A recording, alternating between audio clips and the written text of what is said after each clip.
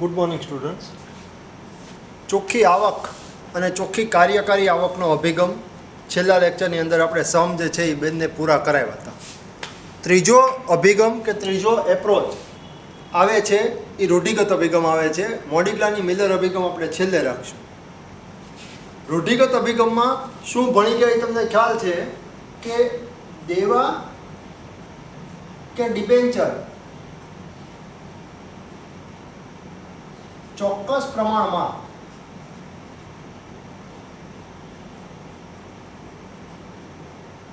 વધારવામાં આવે તો મૂડી પડતર ઘટે અને પેઢીનું બજાર મૂલ્ય વધે. પણ જો આ ચોક્કસ પ્રમાણ છે એના કરતાં વધુ પ્રમાણમાં વધારવામાં આવે, ડિબેન્ચર પ્રમાણ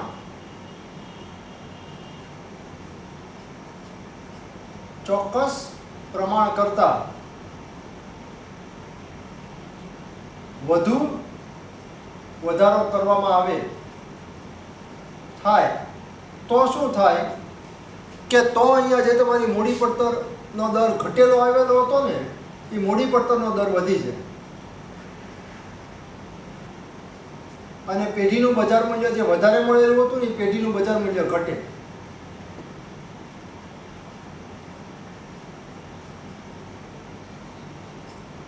આ વસ્તુ થાય. માનો કે 1 લાખ રૂપિયા કુલ મૂડી તમારે લેવાની છે, એમાં તમે 30 કે 40 હજાર સુધી દેવાનો ઉપયોગ કર્યો ને તો મૂડી પડતર તમારી ઘટશે અને પેઢીનું બજાર મૂલ્ય વધશે એવું થશે.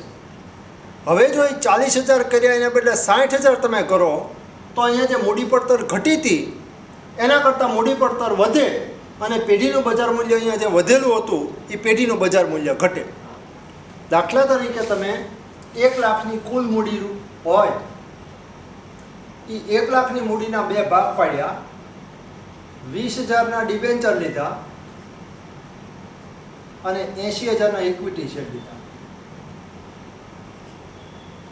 તો હવે તમારી મૂડી પડતર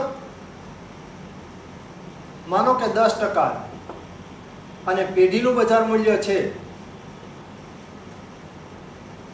એ દાખલા તરીકે 50,000 રૂપિયા. હવે આ 20,000ના બદલે દેવાનું પ્રમાણ વધારીને તમે 40,000 કરો તો આ ઇક્વિટી છે એ 60,000 તમારા થઈ જાય ઓટોમેટિક, કારણ કે કુલ મૂડી તો એટલી જ રહેવાની છે. તો 20,000માંથી 40,000 કર્યા એટલે ચોક્કસ પ્રમાણમાં વધારો કરવામાં આવ્યો તો શું થશે? મૂડી પડતર ઘટશે. એટલે મૂડી પડતર અહીંયા તમારી જે 10% હતી એના બદલે 9% થાય માનો કે, અને પેઢીનું મૂલ્ય છે એ થાય તમારું 60,000. આ તમને મળ્યું. હવે હજી તમને એમ થયું કે હજી આપણે મૂડી પડતરનો દર જે છે એ 9%થી નીચે લઈ જવો છે અને પેઢીનું મૂલ્ય 60,000થી ઉપર લઈ જવું છે. એટલે આ 40,000ને તમે 50,000 કર્યા અને આ 50,000 રાખ્યા. તો એ વખતે શું થશે કે આ જે 9% મળ્યું હતું ને એના 9.50 કે 9.75 થઈ જશે અને આ જે 60,000 મળ્યું હતું ને એ 50,000 કે 55,000 થઈ જશે. આ તમારો રૂઢિગત અભિગમ કે છે. રૂઢિગત અભિગમમાં દાખલો એ રીતે જ આપેલો હશે, અલગ અલગ પરિસ્થિતિની અંદર ડિબેન્ચરની રકમ વધારતા જશે અને ઇક્વિટીની રકમ જે છે એ ઓટોમેટિક ઘટતી જાય પછી. એટલે ડિબેન્ચરની જે વધારે રકમ તમને અમુક ચોક્કસ માત્રાથી વધારો એટલે મૂડી પડતરનો દર જે તમારો ઓછામાં ઓછો મળ્યો હતો એ પાછો વધવા માંડે અને પેઢીનું મૂલ્ય તમારું જે મહત્તમ તમને મળ્યું હતું એ ચોક્કસ પ્રમાણથી ઘટવા માંડે. આ જ વસ્તુ આપણે દાખલામાં જોવાની છે. દાખલામાં રકમ તમને મોકલી દઈશ ટેલિગ્રામની અંદર, એટલે જોઈ લેજો.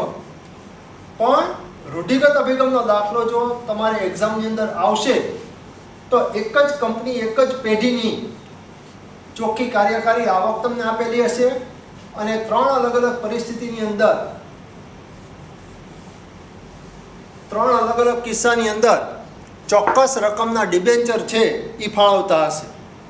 દાખલો અહીંયા તમને આપેલો છે. પેઢીની ચોખ્ખી કાર્યકારી આવક 7 લાખ રૂપિયા છે, જે માટેનું રોકાણ 50 લાખ રૂપિયા છે. 50 લાખ રૂપિયા એ વધારાની માહિતી આપી છે. રોકાણ તમારે અત્યારે ગણતરીમાં લેવાનું નથી. જો પેઢી દેવાનો ઉપયોગ ન કરે એટલે કે ડિબેન્ચર કોઈ ન રાખે તો ઇક્વિટી મૂડીકરણનો દર 10%. પેઢી તેના મૂડી માળખામાં 6%ના 18 લાખ રૂપિયાના ડિબેન્ચરને સ્થાન આપે. એટલે જો ડિબેન્ચરની રકમ વધારી, પહેલાંમાં કોઈ ડિબેન્ચર નહોતા, બીજામાં 18 લાખના ડિબેન્ચર આપ્યા તો ઇક્વિટી મૂડીકરણનો દર 11%. અને ત્રીજા વિકલ્પની અંદર 8%ના 25 લાખ રૂપિયાના ડિબેન્ચર, એટલે પાછા 7 લાખના ડિબેન્ચર વધાર્યા. પહેલાંમાં ડિબેન્ચર 0 હતા, બીજા કિસ્સામાં ડિબેન્ચર જે છે એ 6%વાળા 18 લાખ રૂપિયાના ડિબેન્ચર આપ્યા, અને ત્રીજા કિસ્સાની અંદર 8%ના 25 લાખ રૂપિયાના ડિબેન્ચરને સ્થાન આપે તો મૂડીકરણનો દર 16% થાય. એટલે અહીંયા ચોખ્ખી કાર્યકારી આવક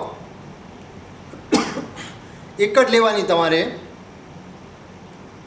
રોકાણ તમારે ગણતરીમાં લેવાનું નથી. ચોખ્ખી કાર્યકારી આવક ત્રણે કિસ્સામાં 7 લાખ, એકમાં તમારે ડિબેન્ચરનું વ્યાજ નહીં લેવાનું આવે ને બીજા બંનેની અંદર એકમાં 18 લાખ ઉપર વ્યાજ ગણવાનું રહેશે અને ત્રીજામાં 25 લાખ ઉપર વ્યાજ ગણવાનું રહેશે. એટલે આની અંદર તમારે દાખલો જ્યારે આવો પૂછાય ત્યારે વિકલ્પ પહેલો ડિબેન્ચર 0 રૂપિયા, ખાલી વિકલ્પ પહેલો લખો તોય ચાલે. અહીંયા ડિબેન્ચર 0 એટલે રાખ્યો કે તમને ખ્યાલ રહે. વિકલ્પ 2 ડિબેન્ચર કેટલાના આપે છે ત્યાં ડિબેન્ચર 6%ના 18 લાખ રૂપિયાના, 6% 18 લાખ રૂપિયા. અને ત્રીજો વિકલ્પ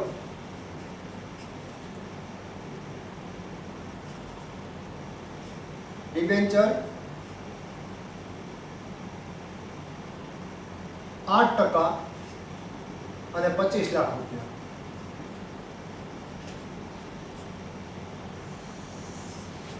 આ તમારા ત્રણ વિકલ્પ જે છે એ ઉપર લખાય. અને પહેલું ખાનું વિગત. હવે તમારો દાખલો અહીંથી શરૂ થયો. ત્રણ વિકલ્પ ઉપર છૂટા પાડીને લખવામાં ખાસ ધ્યાન રાખજો. અહીંયા કોઈ ફેર નહીં પડે, પણ અહીંયા કેટલા ટકાના કેટલા લાખ રૂપિયાના ડિબેન્ચર છે એ લખતા ધ્યાન રાખજો. એની ઉપરથી તમારે નીચે ડિબેન્ચરનું વ્યાજ છે એ બાદ થવાનું છે. આ રકમ છૂટી અહીંયાથી પડી ગઈ. હવે તમને બીજી બે રકમ કઈ આપેલી છે? એક ચોખ્ખી કાર્યકારી આવક આપી છે અને બીજું રોકાણ આપ્યું છે, અને ત્રીજું ઇક્વિટી મૂડીકરણનો દર આપ્યો છે. રોકાણ તમારે ગણતરીમાં ધ્યાનમાં લેવાનું નથી, વધારાની માહિતી આપેલી છે. હવે ચોખ્ખી કાર્યકારી આવક કેટલી છે? ચોખ્ખી કાર્યકારી આવક કેટલી છે? ત્રણની અંદર 7 લાખ રૂપિયા છે. એમાં કોઈ ફેરફાર થતો નથી. ઇક્વિટી મૂડીકરણના દરમાં ફેરફાર થાય છે.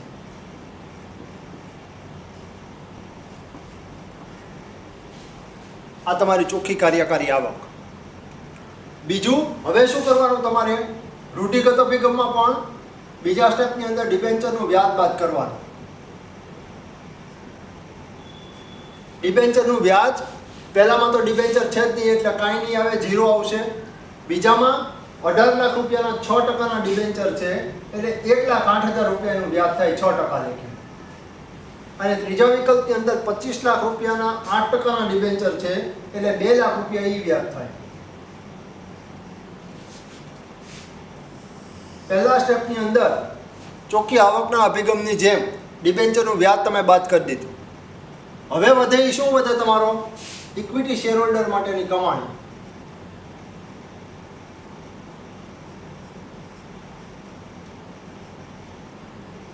અહીંયા 7 લાખ એમને રહે કારણ કે ડિબેન્ચરનું વ્યાજ લેવાનું નથી ત્યાં. અહીંયા 7 લાખમાંથી 1,08,000 થાય એટલે 5,92,000 અને અહીંયા 5 લાખ. હવે પેઢીનું બજાર મૂલ્ય ગોતવો. તમે યાદ કરો શું કરતા હતા? ઇક્વિટી શેર હોલ્ડરની કમાણી જે છે એને ઇક્વિટી મૂડીકરણનો દર કે ઇક્વિટી મૂડી પડતરનો દર આપેલો છે એનાથી ભાગતા હતા. એટલે ભાગ્યા ઇક્વિટી મૂડીકરણ દર.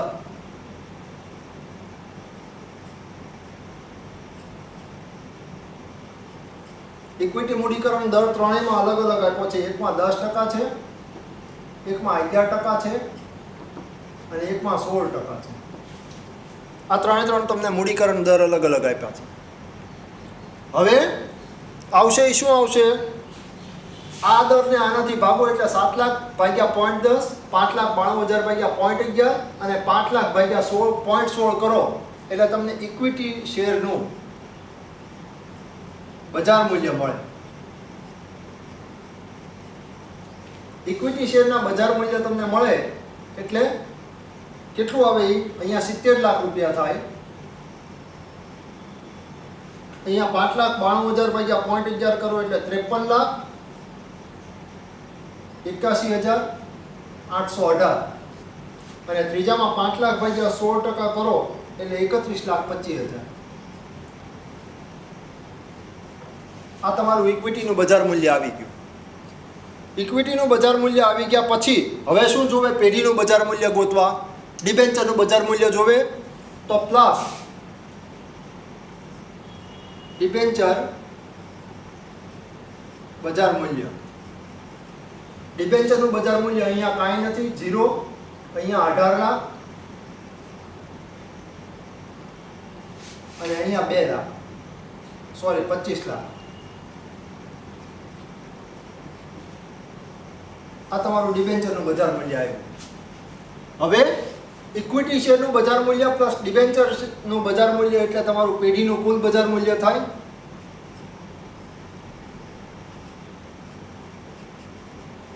તો અહીંયા 70 લાખ રૂપિયા એમને રહે. અહીંયા 71,81,818 અને અહીંયા 56,25,000. આ તમારું પેઢીનું બજાર મૂલ્ય. હવે તમારે શું ગોતવાનું છે? ભારિત સરેરાશ પડતર.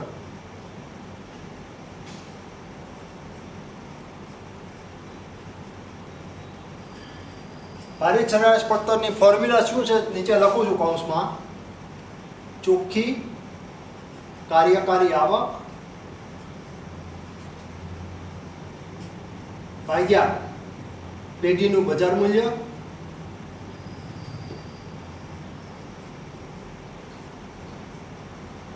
ગુણ્યા 100.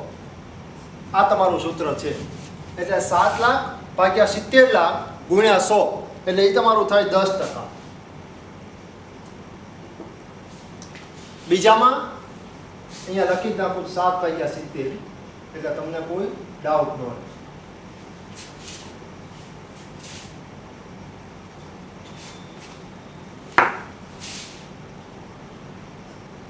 $7 લાખ ભાગ્યા 70 લાખ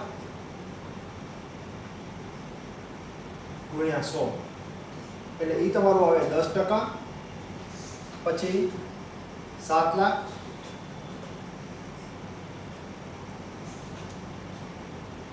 ભાગ્યા 71,81,818 ગુણ્યા 100 એટલે એ તમારું આવે 9.75. અને ત્રીજામાં 7 લાખ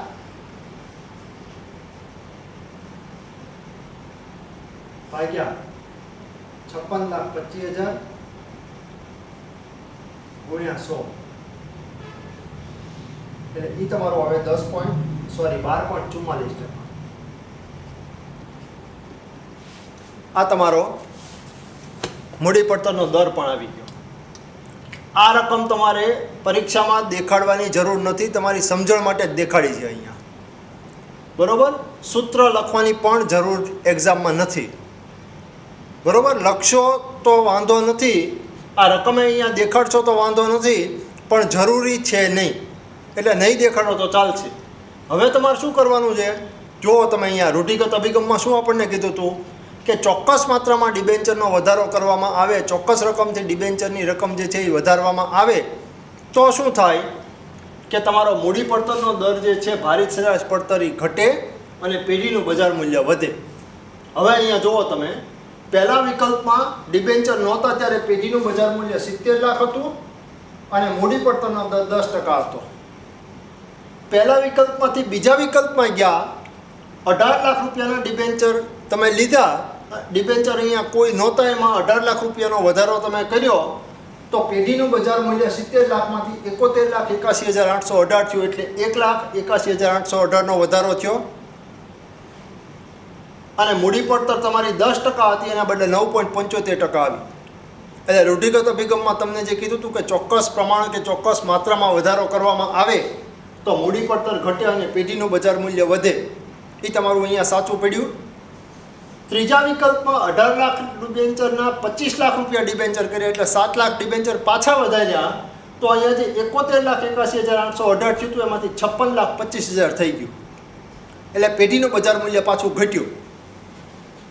અને મૂડી પડતર અહીંયા જે 9.75 હતી એના કરતાં 12.44, આની કરતાં પણ વધી ગઈ. જુઓ તમે, પેઢીનું બજાર મૂલ્ય આની કરતાં ઘટી ગયું અને મૂડી પડતરનો દર આની કરતાં વધી ગયો. એટલે ડિબેન્ચરનું પ્રમાણ એક ચોક્કસ માત્રા સુધી તમે જ્યારે વધારો ત્યારે તમારું પેઢીનું બજાર મૂલ્ય ચોક્કસ માત્રા સુધી વધારેમાં વધારે કરશે અને મૂડી પડતરનો દર કે સરેરાશ મૂડી પડતરનો દર છે એ ઘટાડશે. એના કરતાં પ્રમાણ જો વધારે કરો તો મૂડી પડતરનો દર જે ઘટેલો હતો એ વધવા માંડશે અને પેઢીનું બજાર મૂલ્ય જે તમને મહત્તમ મળેલું હતું એ ઘટવા માંડશે. જે ચોક્કસ પોઈન્ટ ઉપર, અહીંયા કયો એ પોઈન્ટ છે, 18 લાખ રૂપિયાના ડિબેન્ચરનો પોઈન્ટ છે, જે ચોક્કસ પોઈન્ટ ઉપર પેઢીનું બજાર મૂલ્ય તમને મહત્તમ મળે અને સરેરાશ મૂડી પડતરનો દર તમને ઓછામાં ઓછો મળે, એ તમારું ઇષ્ટતમ મૂડી માળખું ગણાય. ઇષ્ટતમ મૂડી માળખું એટલે સારામાં સારું મૂડી માળખું. શું કામ સારામાં સારું મૂડી માળખું તમને કીધું? કે એ ચોક્કસ દર ઉપર પેઢીનું બજાર મૂલ્ય મહત્તમ હતું અને સમગ્ર મૂડી પડતર કે સરેરાશ મૂડી પડતરનો જે દર હતો એ ઓછામાં ઓછો હતો. એટલા માટે રૂઢિગત અભિગમનો દાખલો અહીંયા આગળ પૂરો થયો. બરાબર, આ ખાસ તમારા માટે મહત્ત્વનું છે. આના ઉપરથી રૂઢિગત અભિગમ જે છે એ સાબિત થાય છે. સમ જે છે એ એકવાર ગણેલો જોઈ લેજો. રકમ તમને આજ સાંજ સુધી જે છે એ ટેલિગ્રામમાં મોકલી દઈશ. બીજો દાખલો અત્યારે કરાવતો નથી. આ એક દાખલો શાંતિથી જોજો, તમારી રીતે એક વખત ગણી જોજો, રકમ તમારી પાસે આવી જશે એટલા માટે.